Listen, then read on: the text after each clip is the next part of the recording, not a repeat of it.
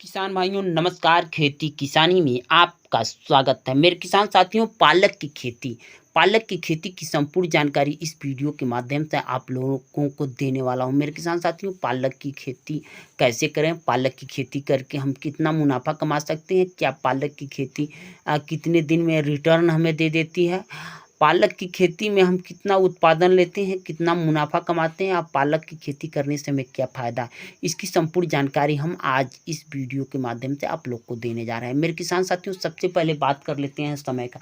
मेरे किसान साथियों, वैसे तो पालक की खेती 12 महीना की जाती है, लेकिन बरसात के समय में अगर पालक की खेती कर रहे हैं तो आपके लिए बहुत बड़ा चैलेंज का विषय हो जाता है, क्योंकि बरसात के समय में पालक की खेती अधिकतर बारिश होती है। बारिश होने की वजह से जो पालक होता है वो गल जाता है। तो मेरे किसान साथियों, अगर आप पालक की खेती कर रहे हैं तो बरसात के सीज़न में अगर करना चाहते हैं तो आप मिनी पॉली हाउस बना सकते हैं। आप पॉलीथीन के कवर से उसे ढक सकते हैं जब भी बारिश हो, क्योंकि बारिश का पानी नुकसानदायक होता है।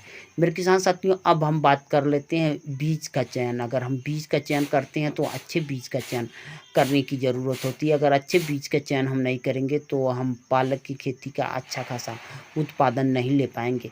इसलिए मेरे किसान साथियों, पालक की खेती करते वक्त इस बात का ध्यान रखने की ज़रूरत होती है कि हम अच्छे बीज का चयन करें। मेरे किसान साथियों, भूमि और मिट्टी की तैयारी, मिट्टी की तैयारी हम कैसे करें।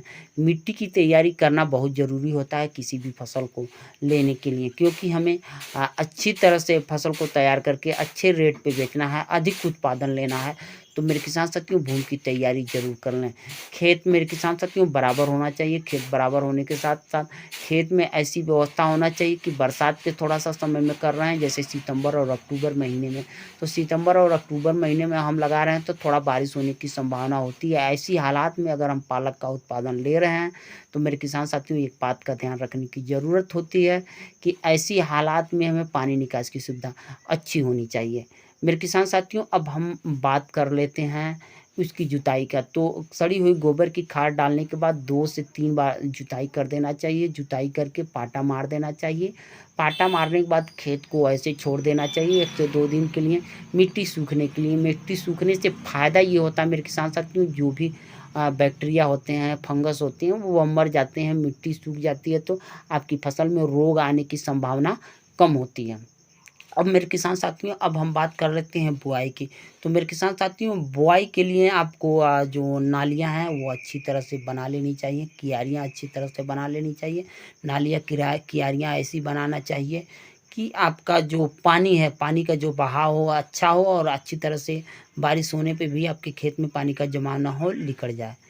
अब मेरे किसान साथियों, हम बात करेंगे बुआई के। तो बुआई के लिए सबसे पहले अच्छे बीज का चयन करना चाहिए। अच्छे बीज का चयन करने के बाद ही आपको बुआई करना चाहिए, और अच्छे बीज का चयन करने के लिए बहुत ऐसी कंपनियां हैं जो अच्छी बीज देती हैं, तो ऐसे बीज का आप ज़रूर चयन करें। मेरे किसान साथियों, आप बात कर लेते हैं हम बीज के चयन के बाद में हम खेत की बुआई करते वक्त कौन कौन सी खाद डालेंगे। तो मेरे किसान साथियों, पोटास कम से कम 1 एकड़ में 25 से 30 केजी पोटास का यूज करें। 50 केजी आप डीएपी का यूज कर सकते हैं। नाइट्रोजन के तौर पे आप कम से कम 10 से 15 किलो नाइट्रोजन यूरिया जो ले सकते हैं। मेरे किसान साथियों, हम डीएपी में बात करते हैं, आप डीएपी लगा दे सकते हैं, एमपीके दे सकते हैं। एमपीके में 12-32-16 है, एमपीके 19-19 है।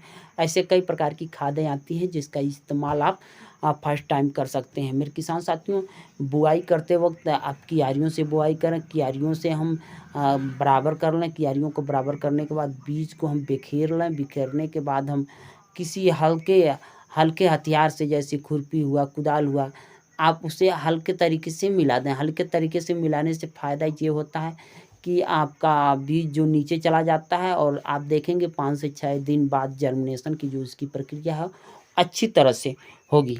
तो मेरे किसान साथियों, जर्मिनेशन जब अच्छी तरह हो जाए तो आपको पालक की खेती में बहुत कुछ करने की ज़रूरत नहीं होती है। समय समय पर आप सिंचाई करते रहें। एक बार हल्का यूरिया का उपयोग कर लें। मेरे किसान साथियों, आप देखेंगे कि पालक जो है 30 से 35 दिन में आपका पालक लगभग तैयार हो जाएगा। 40 से 45 दिन के बाद आप अच्छी तरह से पालक की हार्वेस्टिंग कर सकते हैं। मेरे किसान साथियों, अगर आप सितंबर और अक्टूबर के महीने में पालक की खेती कर रहे हैं तो अच्छा खासा मुनाफा कमा सकते हैं। सितंबर अक्टूबर के बाद अगर आप फरवरी से पालक की खेती कर रहे हैं, फरवरी, मार्च, अप्रैल, मई, जून गर्मियों का सीज़न होता है और शादियों का भी सीज़न होता है, उस समय पालक की मांग होती है, इसलिए उस समय भी आप पालक की खेती कर सकते हैं। मेरे किसान साथियों, पालक की खेती में अगर कीट आ रहे हैं, कीट-पतंगे आ रहे हैं, तो इसके लिए आप लगभग आप जैविक कीटनाशक का ही प्रयोग करें, क्योंकि जैविक कीटनाशक से आपका फसल स्वस्थ रहेगा। रासायनिक कीटनाशक अगर पालक पे मारेंगे तो पत्तियों को खाना ही होता है, फिर सेहत के लिए भी नुकसान होगा। तो मेरे किसान साथियों, किसी प्रकार के कीट पतंगे आ रहे हैं तो आप जैविक कीटनाशक का ही प्रयोग करें। मेरे किसान साथियों, उत्पादन की अगर बात कर लेते हैं तो 1 एकड़ में आप 100 कुंटल तक उत्पादन ले सकते हैं। मेरे किसान साथियों, लगभग 100 कुंटल 1 एकड़ में पालक का उत्पादन ले सकते हैं।